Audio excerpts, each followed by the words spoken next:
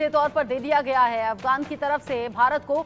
किस तरीके से ये गलियारा काम आने वाला है, क्या है ये गलियारा, ये आपको हम ग्राफिक्स के जरिए बता दें। उत्तर दक्षिण गलियारा आखिर है कैसा और किस तरीके से फायदेमंद होगा, क्या है INSTC यानी कि अंतर्राष्ट्रीय उत्तर दक्षिण परिवहन गलियारा। इससे फायदा मिलेगा भारत, ईरान, अजरबैजान, रूस, मध्य एशिया और यूरोप को, जो सीधे तौर पर इन अलग अलग देशों को जोड़ेगा।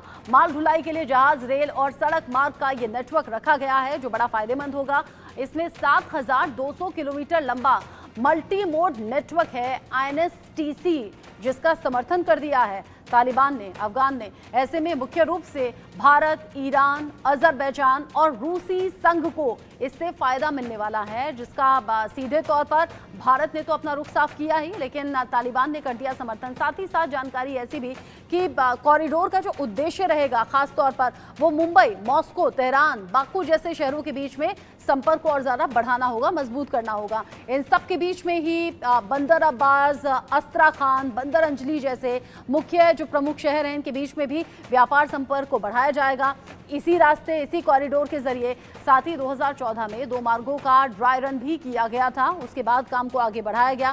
पहला मुंबई से बाकू वाया बंदर अब्बास, दूसरा मुंबई से अस्त्राखाना वाया बंदर अब्बास तेहरान। ऐसे में 7200 किलोमीटर का ये जो लंबा मल्टी मोड नेटवर्क है, ये INSTC जिसका सीधे तौर पर समर्थन हुआ है, उत्तर दक्षिण गलियारा जो अलग अलग देशों को जोड़ेगा और इससे फायदा इन सभी अलग अलग देशों को होने वाला है। इस पर हम बात करेंगे। Group captain retired VN Jha sir मेरे साथ जुड़ गए हैं डिफेंस एक्सपर्ट के तौर पर, साथ ही साथ कर्नल रिटायर्ड शिवदान सिंह भी मेरे साथ जुड़े हुए हैं डिफेंस एक्सपर्ट के तौर पर।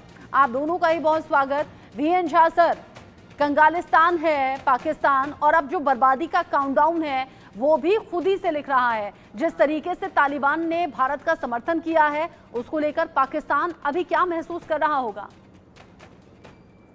कि पाकिस्तान की समस्याएं बहुत ज़्यादा हैं।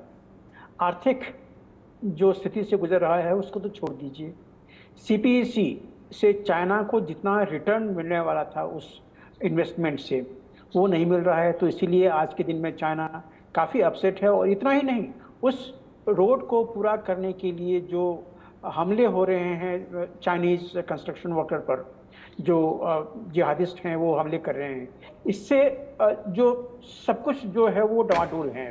तो शॉर्ट में अगर कह लीजिए तो चाइना पाकिस्तान का जो CPEC कॉरिडोर है वो प्रेजेंटली नॉन फंक्शनल है। और ये जिस उद्देश्य से चीन ने बनाया था कि इसके थ्रू वो अफगानिस्तान में भी अपना पांव मार लेगा, वो ईरान में भी चला जाएगा, वो नहीं होता हुआ दिख रहा है। अब जहाँ तक ईरान की बात है तो ईरान और भारत की मदद से चाबहार पोर्ट बनी है। अब ईरान से चाबहार से जो मल्टी मोड जो ट्रांसपोर्टेशन है, या तो फिर यहाँ से ऊपर तुर्कमेनिस्तान, उज़्बेकिस्तान से होते हुए, कजाकिस्तान से होते हुए रशिया चला जाए, या फिर जो वेस्टर्न गलियारा है जहाँ पे अजरबैजान है, जॉर्जिया है, चेचनिया है, वो थोड़ा सा एक नैरो रूट है। तो चाहे आप अजरबैजान वाला रास्ता निकाल लीजिए जो चेचनिया और ये दागिस्तान होते हुए जाती है, या फिर तुर्कमेनिस्तान, उज़्बेकिस्तान लेकर कर लीजिए, दोनों में समस्याएं हैं।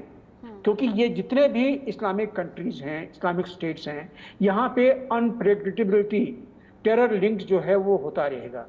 तो ये कब तक चलेगा ये आप कह नहीं सकते हैं, कोई इसकी गारंटी नहीं दे सकता है। लेकिन जो डिप्लोमैट्स हैं, चाहे वो गल्फ कंट्रीज के हों या यूरोप के हों, इंडिया के हों, इनको एक रास्ता निकालना पड़ेगा, एक वर्केबल अंडरस्टैंडिंग जो है वो निकालना पड़ेगा, जिसमें से कि ये जो मल्टी मोड जो कॉरिडोर है, जिसमें रेल भी होंगे, रोड्स भी होंगे, सी लाइन भी होगा, इन सबों को बिना इंटरप्ट किए हुए इनका जो कमर्शियल लाइन है अगर वो खुला रह सके तो ये सबों के हित में होगा और इसी पे वो काम करने वाले हैं। इसमें एक बड़ी चीज क्या होता है कि पाकिस्तान बिल्कुल कट जाता है, और पाकिस्तान को आप अपने कॉन्फिडेंस में लेना बहुत मुश्किल है, क्योंकि पाकिस्तान में इतनी समस्याएं हैं कि एक अगर बंदा कहेगा कि हाँ हम भारत का इस दृष्टिकोण को समर्थन करते हैं, तो दूसरा उसी समय में कहेगा कि नहीं हम इसका विरोध करते हैं।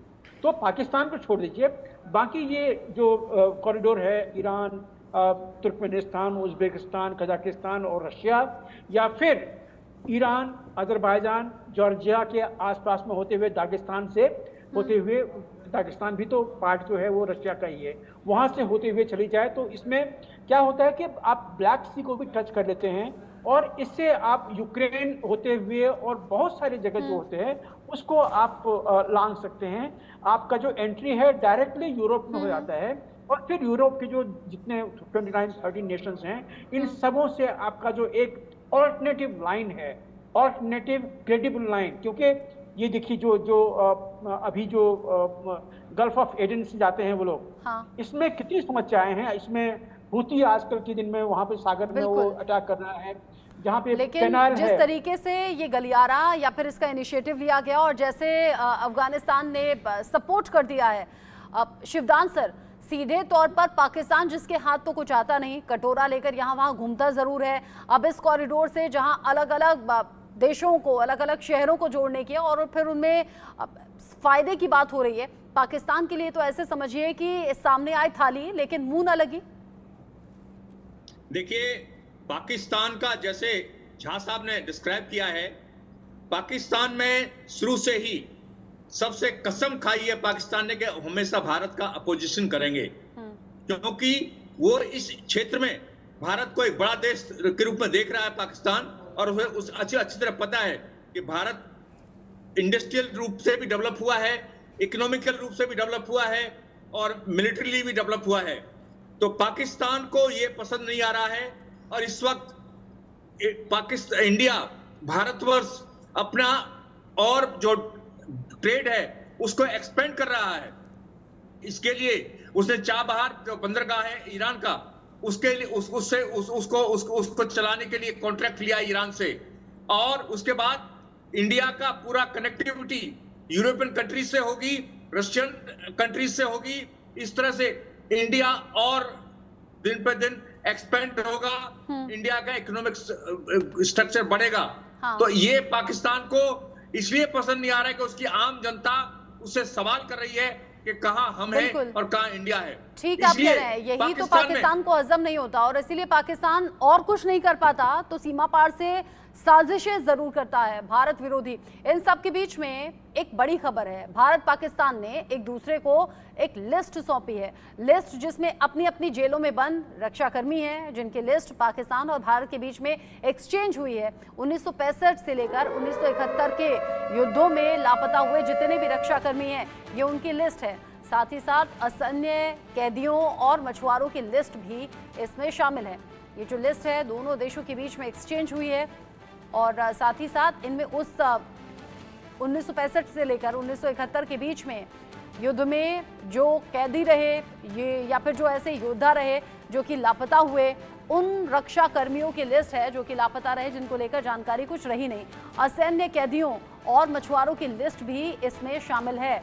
भारत पाकिस्तान ने आपस में इस लिस्ट को साझा किया है और लिस्ट को साझा करके ये औपचारिकताएं दोनों देशों की ओर से पूरी की गई हैं। आखिर ये पूरी खबर क्या है और क्यों ये लिस्ट एक्सचेंज की गई है दोनों देशों के बीच में, ये आपको हम ग्राफिक्स के जरिए बता देते हैं तो आप अच्छे से समझ पाएंगे। भारत और पाकिस्तान ने एक दूसरे को एक लिस्ट सौंपी है और इस लिस्ट में जेलों में बंद हुए रक्षा कर्मियों की पूरी सूची है जो दोनों देशों ने आपस में साझा की है। अब जेलों में बंद जो रक्षा कर्मी हैं उनकी डिटेल्स एक दूसरे के पास आ गई है। ये रक्षा कर्मी जो भारत और पाकिस्तान के हैं लेकिन दूसरे देशों में है, 1965 से 1971 के युद्धों में लापता हुए ये सभी वो लोग हैं जिनके बारे में जानकारी मिल नहीं पा रही थी। रक्षा कर्मियों की और मछुआरों की भी लिस्ट इसमें शामिल है। कई बार आपने सुना होगा रक्षा कर्मी हो या फिर मछुआरे हो वो सीमा पार चले जाते हैं। असैन्य कैदी, मछुआरों की लिस्ट, इन सभी चीजों का आदान प्रदान यानी कि जो सूची है इसका आदान प्रदान हुआ है। पाकिस्तान ने पाकिस्तानी जेलों में बंद 254 भारतीयों की लिस्ट दी है भारत को, जबकि भारत ने भारतीय जेलों में बंद 452 पाकिस्तानियों की लिस्ट है जो कि पाकिस्तान को सौंपी है। पाकिस्तान ने 38 लापता रक्षा कर्मियों की सूची भी सौंपी है। वो जो 38 लापता रक्षा कर्मी हैं उनकी सूची भी सामने रख दी है। भारत और पाकिस्तान ने एक दूसरे को ये लिस्ट सौंपी है, लेकिन इस लिस्ट को सौंपने का मतलब क्या है ये समझने की कोशिश करते हैं। वीएन झा सर, ये जो लिस्ट एक्सचेंज हुई है दोनों देशों में, अब आगे क्या होना है? आगे क्या होना है ये तो कहना बहुत मुश्किल है, क्योंकि आज से लगभग 6-7 साल पहले भारत ने कोशिश की थी कि पाकिस्तानी जेल में शायद हमारे 2 या 3 सिपाही जो थे उनके होने की संभावना थी, लेकिन पाकिस्तान ने नकार दिया। लेकिन एक बात याद रखना होगा, देखिए ये 71 वॉर को ख़त्म हुए आज के दिन में आप कह सकते हैं लगभग 53 साल हो गए। इस 53 साल में उस समय के जो सैनिक होंगे, चाहे वो 20 साल के होंगे, 25 साल के होंगे, 30 साल के होंगे, आज के दिन में वो 70 या 80 में होंगे, तो किसी भी तरह से वो एक जो इफेक्टिव सैन्य बल का जो आप रिटर्न कर रहे हैं वो उस लिस्ट में नहीं होंगे।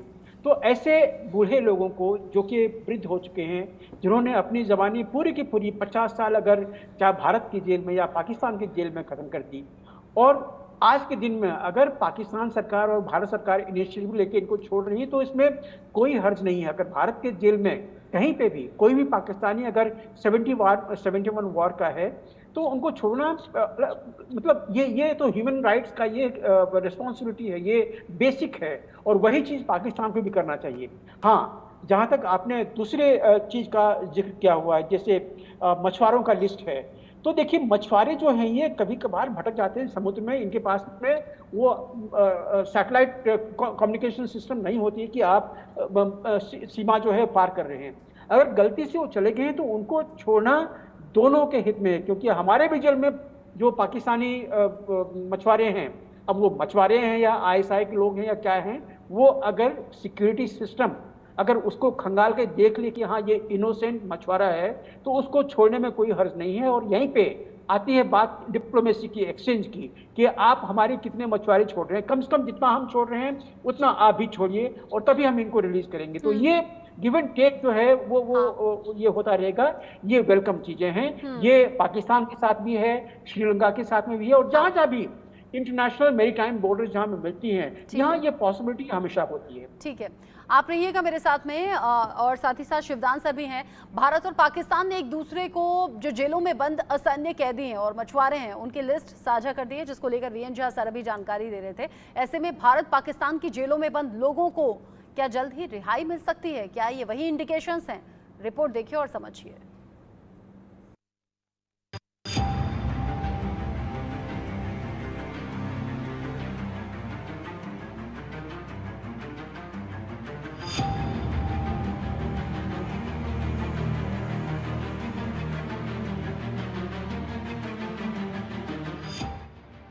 भारत और पाकिस्तान की जेलों में कैदियों के दिन बहुरने वाले हैं। सलाखों के पीछे कैदी की जिंदगी गुजारने वालों की किस्मत पलटने वाली है। वतन से कोसों दूर रहने वालों की जिंदगी पटरी पर लौटने वाली है। सरहदों के पार मुसीबतों के अंबार से निजात मिलने की आस बच चुकी है। जेल की रोटी खाने के बजाय घर की रोटी नसीब होने वाली है, क्योंकि भारत और पाकिस्तान ने एक दूसरे को अपनी अपनी जेलों में बंद कैदियों की फहरिस्त सौंप दी है। दरअसल पाकिस्तान ने भारत को 1965 और 1971 की जंग के दौरान लापता हुए रक्षा कर्मियों की लिस्ट सौंप दी है। साथ ही दोनों देशों ने एक दूसरे की हिरासत में बंद असैन्य कैदियों और मछुआरों की लिस्ट का आदान प्रदान भी किया। भारत और पाकिस्तान ने नई दिल्ली और इस्लामाबाद में एक साथ राजनयिक माध्यम से एक दूसरे की हिरासत में बंद असैन्य कैदियों और मछुआरों की सूची का आदान प्रदान किया। ये समझौता काउंसिलर समझौते के तहत हो रहा है। आइए अब आपको बताते हैं कि काउंसिलर समझौता आखिर है क्या। साल 2008 में हुए काउंसिलर समझौते के तहत 1 जनवरी और 1 जुलाई को दोनों देश कैदियों की सूची साझा करते हैं। पाकिस्तान के मुताबिक उसके कैद में भारत के 42 नागरिक कैदियों और 266 मछुआरे हैं, जिनकी एक सूची साझा की है। वहीं भारत ने अपनी हिरासत में बंद पाकिस्तान के 343 नागरिक कैदियों और 74 मछुआरों की सूची साझा की है। भारत सरकार के विदेश मंत्रालय के मुताबिक पाकिस्तान की हिरासत में कैदियों, लापता भारतीय रक्षा कर्मियों और मछुआरों को उनकी नावों समेत जल्द रिहा करने और वापस भेजने की मांग की है। बयान में पाकिस्तान को 254 भारतीय मछुआरों और 4 भारतीय नागरिक कैदियों की रिहाई और स्वदेश वापसी में तेजी लाने के लिए कहा गया है, जिन्होंने अपनी सजा पूरी कर ली है और जिनकी राष्ट्रीयता की पुष्टि की जा चुकी है। इसके अलावा पाकिस्तान से मछुआरों समेत कैदियों की राष्ट्रीयता की पुष्टि करने के लिए अपने स्तर पर जरूरी कार्रवाई में तेजी लाने की गुजारिश भी की है। आइए अब आपको बताते हैं कि 2014 के बाद अब तक कितने कैदी रिहा हो चुके हैं। विदेश मंत्रालय से जारी बयान में कहा गया कि 2014 के बाद से 2559 भारतीय मछुआरों, और 63 भारतीय नागरिक कैदियों को पाकिस्तान से वापस लाया जा चुका है। इसमें इस साल अब तक 398 भारतीय मछुआरों और 5 नागरिक कैदियों को वापस लाया जा चुका है। बहरहाल अब देखना होगा कि आखिर पाकिस्तान और भारत की जेलों में कैद कैदियों को कब तक रिहाई मिलती है। Bureau report, India news. Pakistan से अलग अलग खबरें हम आप तक पहुंचाते हैं। वहां जो सियासी गहमा गहमी है वो भी कभी शांत नहीं होती और कुछ ऐसी खबर अभी निकलकर सामने आ रही है। इमरान की पार्टी के चुनाव चिन्ह का जो मामला है वो पहुंच गया है सुप्रीम कोर्ट। पीटीआई ने फैसले को चुनौती देने के लिए दायर की है अर्जी। पीटीआई का चुनाव निशान जो है वो बल्ला, उसे वापस करने की मांग हो रही है। इमरान खान कह रहे हैं कि पीटीआई का जो चुनाव चिन्ह है बल्ला वो वापस किया जाए। निशान छिन जाने से पीटीआई को चुनाव में नुकसान हुआ है, ये भी उनका कहना है। कह रहे हैं वरना ज्यादा नंबर आते। बल्ला निशान देने से इनकार करने के फैसले पर विचार करे सुप्रीम कोर्ट, ये साफ कहा। साथ ही कहा कि पीटीआई ने चुनाव आयोग पर सीधे तौर पर आरोप लगाया कि पक्षपात हुआ है। पाकिस्तान चुनाव आयोग ने सुप्रीम कोर्ट के आदेश की गलत व्याख्या की है। शिवदान सर, इमरान भले ही जेल में हो लेकिन रह रहकर कोशिशें अपनी पार्टी के लिए करते हैं। रह रहकर वो ये भी बात कहते हैं कि अगर सही तरीके से चुनाव होता तो तस्वीर कुछ और होती। देखिए, इमरान की पार्टी को हालांकि इन्होंने रिकॉग्नाइज किया है, मगर जो भी उसके कैंडिडेट्स इंडिपेंडेंट के रूप में भी लड़े हैं, उन्होंने अपनी प्रेजेंस इन इलेक्शनों में फील करा दी है। और एक बात तो ये भी लग रहा था सरकार की फॉर्मेशन टाइम पे कि शायद इमरान की जो पार्टी है वो पाकिस्तान में अपनी सरकार बना लेगी, मगर वहां की आर्मी ने उसको होने नहीं दिया और उन्होंने शरीफ फैमिली को अपनी सपोर्ट देकर के शहबाज शरीफ को सरकार में प्रधानमंत्री बनाया है। तो ये पाकिस्तान में पाकिस्तान की जनता दिल से इमरान खान के साथ है और वो इमरान खान को पूरा सपोर्ट करना चाहती है, मगर वहां की आर्मी ये नहीं चाहती कि इमरान सत्ता में आए, क्योंकि इमरान जो है वो आर्मी को अपनी जगह दिखाने के लिए पहले से ही प्रसिद्ध हैं। तो इसलिए इमरान की जो पार्टी है पाकिस्तान में एक प्रकार से जो रूलिंग अलायंस है उसके लिए एक चैलेंज है बहुत बड़ा। तो इसलिए इमरान खान की जो मांग है उनका बल्ला जो चुनाव चिन्ह है वो उनको मिलना चाहिए। सच्चाई तो ये भी है, आपने जो अपनी बातों में जिक्र भी किया कि पाकिस्तान में होता वही है जो कि पाकिस्तान की सेना चाहती है और सेना नहीं चाहती कि पीटीआई सत्ता में आए या फिर इमरान खान कुर्सी पर बैठे। लेकिन इमरान खान लगातार कोशिशें कर रहे हैं कि बल्ला वापस मिल जाए और अगर मिल गया होता तो शायद तस्वीर कुछ और होती। आप रहिएगा साथ में। पाकिस्तान में भारत के दुश्मनों को जिस तरीके से सामने आ रही है खबर, तालिबान ढेर कर रहा है। अमेरिका CIA के पूर्व अधिकारी ने यह बड़ा दावा किया है, पाकिस्तान में कश्मीरी आतंकियों की हत्या करवा रहा है भारत। आतंकियों की हत्या के पीछे तालिबान का हाथ है। भारत तालिबान का इस्तेमाल कर रहा है, ये अमेरिका की तरफ से सामने आया। साथ ही साथ तालिबान भारत के आतंकियों को मार रहा है। भारत में जो आतंकी आतंक को फैलाते हैं, दहशत में डालते हैं, सीमा पार से कोशिशें करते हैं, ऐसे ही आतंकियों को चुन चुनकर अब तालिबान मार रहा है। CIA के पूर्व टारगेटिंग अधिकारी हैं सारा एडम्स, जिनकी तरफ से ये दावा किया गया। VN झा सर, कहीं ये बात जो अमेरिका की तरफ से दावा किया जा रहा है सच तो नहीं, और सच है क्या इसीलिए तालिबान भारत की तारीफ कर रहा है और कह रहा है हम साथ में हैं, सपोर्ट में है? रचना जी, काश ये सच होता, क्योंकि हम चाहते हैं कि किसी भी तरह से अभी तक जो हम पाकिस्तान में अपनी जो मंशा है उसको व्यक्त नहीं कर पा रहे थे, क्योंकि पाकिस्तान में इतने सारे भारत के विरोधी जो टेररिस्ट हैं, यहाँ के कुछ लोग वहाँ पे गए हुए हैं, ये वहाँ पे आज़ादी से रहते हैं। तो ये कैसे रहते हैं? हम तो दशकों से ये सोचते थे, ये समझते थे, ये हम ख्वाहिश करते थे कि काश हम इनको वहीं पे सबक सिखा पाते, लेकिन ऐसी बात नहीं है। देखिए, भारत का जो प्रजातंत्र है, जो यहाँ का जो सत्ता का तंत्र है, वो आपको टेररिज्म करने की इजाज़त नहीं देता है। तो टेरर नेटवर्क हमारा नहीं है, ये किसी और का होगा। और वहाँ जो लोग मारे जा रहे हैं, बेशक उसमें से जितने लोग मारे गए हैं उसमें से लगभग 20% के आसपास में ऐसे लोग हैं जो कि भारत के खिलाफ कहीं न कहीं वो साजिश रच रहे थे। तो क्या वो भारत के इशारों में मारे गए हैं? नहीं रचना जी, ये सारा यूएसए में बैठ के हाँ। जो भी कह रही वो उनका अपना मत है। वो यानी ये वो धुआं है जो बिना आग के उठ रहा है, लेकिन आप कह रहे हैं काश कि इसमें सच्चाई होती। वीएन झा सर, शिवदान सर, बहुत शुक्रिया आप दोनों का इस डिस्कशन में साथ में रहने के लिए। आगे बढ़ते हुए एक बड़ी खबर दर्शकों को दे रहे। पाकिस्तान में हैवानियत की सारी हदें पार की गई हैं और ये पहली बार नहीं है जब पाकिस्तान में ऐसा हुआ हो। हैवानियत की हदें पार होती रहती हैं, ऐसी तस्वीरें आती हैं जिससे दुनिया भर में किरकिरी और शर्मिंदगी पाकिस्तान को झेलनी पड़ती है। महिला और बेटी को दीवार में जिंदा चुनवा दिया गया। प्रॉपर्टी विवाद था यहाँ पर, जिसमें महिला और उसकी बेटी को जिंदा चुनवा दिया गया। चीख पुकार के बाद पड़ोसियों ने किसी तरह से दोनों की जान बचाई है। दीवार तोड़कर पड़ोसियों ने दोनों की जान बचाई।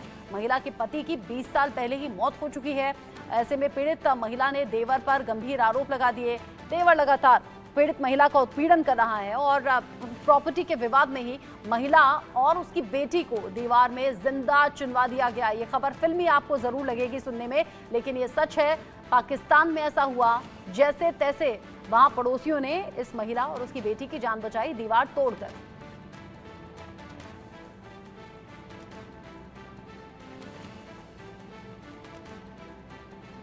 पाकिस्तान में हैवानियत की ये सभी हदें पार हो गई, जहां पर महिला और बेटी को दीवार में जिंदा चुनवा दिया गया।